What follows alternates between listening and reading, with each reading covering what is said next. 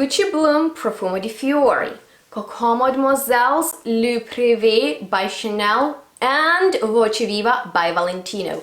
Those are brand new perfume releases for women for early autumn 2020 that I've already tried out for you guys and will be reviewing in this video. So please stay tuned for all of my thoughts on them.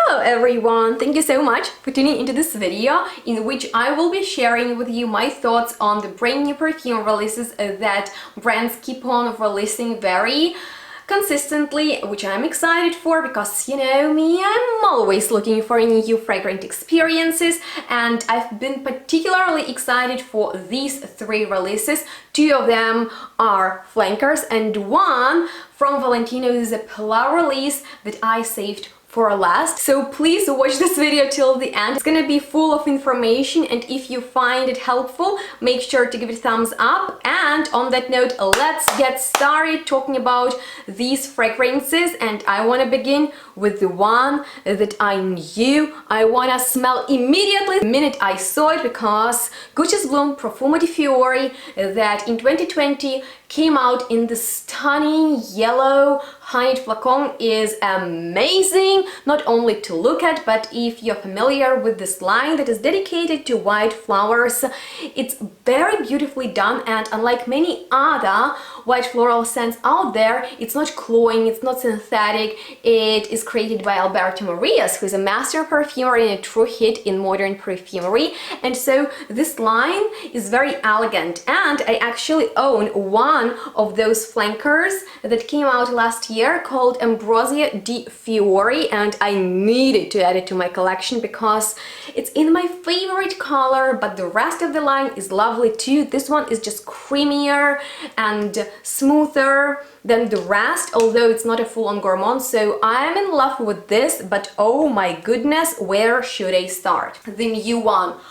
Ooh, it looks stunning. Like, that color is everything, and I was excited for it not only because of the bottle but also because of the notes. In there we have the typical jasmine and tuberose for Gucci Bloom collection, but they were joined by another floral note, ylang ylang, that I was hoping for perfumers and brands to look at in this year. As you might remember from the video Perfume Banger, in which I expressed the trends that are gonna be trendy in 2020, and I'm glad that Alberto Morillas has been creating ylang ylang featuring perfumes for many brands. Think about Bulgari's new Omnia fragrance, and now Gucci Bloom with ylang ylang that is not as solar and heavy, textural and tropical as it could be, but it's there. I like it. There is also a brand new note that I've never smelled in designer mainstream perfumery called Rangoon Creeper, and let me know if you know how it smells in real life, because I'm not sure. Other than that, there are beautiful base notes such as orris root, benzoin, solar notes that should smell sunny, and we will come to that in a second. Musky and woodsy notes. So all of that makes us feel it's gonna be floral, oriental kind of fragrance, particularly of that bottle that looks sunny, that looks honeyed, that is kinda a link to ylang ylang in there, which is also a yellow flower, and all of that comes together in the most beautiful way. The fragrance itself is not an overwhelming floral one. There is actually like a green crisp element in there that makes it very fresh, and I like it for that. I think that Alberto Morillas took something from each flanker and put it into this one, so it's like a collective experience of the entire Gucci Bloom range, and if you don't own any of them, this is actually the one you might wanna add to your collection. But if you already have the rest, I'm not sure if it's worth it. Don't get me wrong, I love the bottle. From the collector's point of view, it's worth it 100%.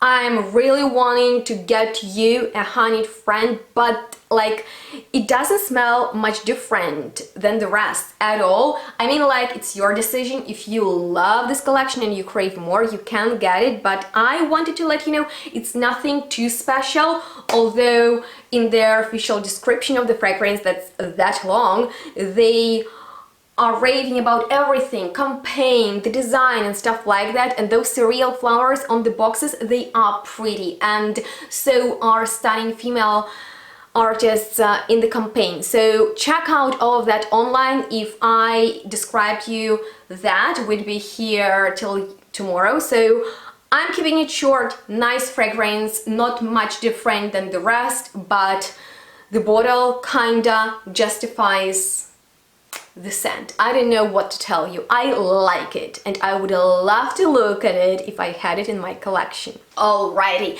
let's move on to another flanker, this time from Chanel, and it is from Coco Mademoiselle's family, called Le Privée, which is an interpretation of their best-selling fragrance that I personally love because I associate it with my mom, who used to wear it when I was a little girl, and actually a few years ago I gifted her Intense Coco Mademoiselle, and I love it because it is heavier and patchouli and warmer than the rest of this line. And I need to be honest with you, the 2020's release is honestly like a sheared out eau de parfum, and I kind of understand why they did that, because this perfume is thought to be a night scent but not a night out scent, the one that you wanna wear to bed. And this concept of wearing perfumes to bed is not that new, so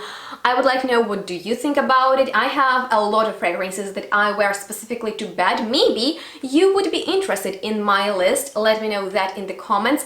But I understand that they tried to make this perfume less intense because, as we all know, Coco Mademoiselle's is not the lightest fragrance. It has its character, it is very recognizable, one of the most popular perfumes out there in the world, and so they tried to tame it to make it more wearable in the nighttime situation, so you won't lose your sleep and you won't disturb your partner, at the same time smell sexy. And if that's the point, then that's all right, but this is nothing new, like there is no new element, they just shared out the formula, as I've already told you. So if you are alright with that and you wanna wear Coco Mademoiselle to bed on your naked body to create that second skin effect or apply on your laundry, then go for it. The design is pretty, like I'm very satisfied with what brands are doing in 2020 with their bottles, because it has that effect as if you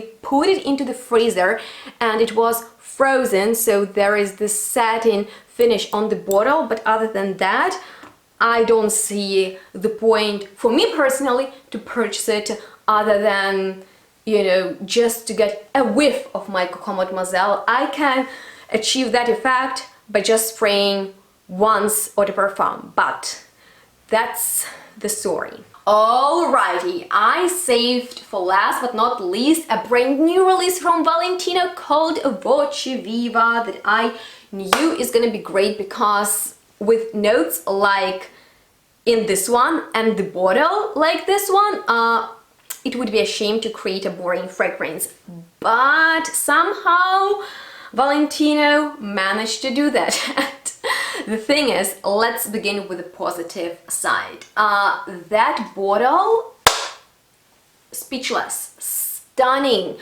It goes inside in the V form. The shape slightly reminds me of Gabrielle by Chanel, but this one is so much prettier, and the studs on the neck and the cap of the bottle, sexy.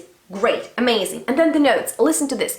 I thought it's gonna be sparkling, fresh, with a nuance of ginger when you apply, because those are the notes. And then gardenia and orange blossom, not your typical floral notes. Yay, I thought, you know. And then base, moss, vanilla, woods, tonka. I know, it all sounds too good to be true, and that's exactly what it is.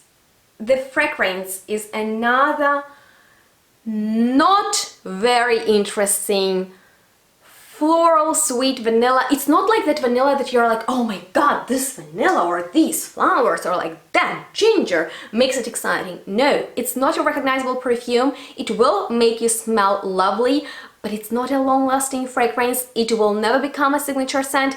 the bottle though, like the bottle is stunning. I wanna get it. I think in 50 years I would love to look at it, but at this point there are so many other perfumes I wanna get. Like, guys, I smell the exclusive Jimmy Choo's perfume range today in Douglas, and I'm in love. I have a new love. I need to save for that, for so many other perfumes, and then, you know, I want all of these pretty bottles. So let me know, how are you dealing with the fragrance obsession? I would like to know that, and your thoughts on these perfumes. Maybe they are different or similar to mine. I hope it was helpful for you. That completes this video, and if you found it interesting and entertaining, please give it a thumbs up, please subscribe to my channel, and please stay tuned and let me know which are the new perfume releases you want me to discuss, and we'll see each other next one really soon. Bye, guys.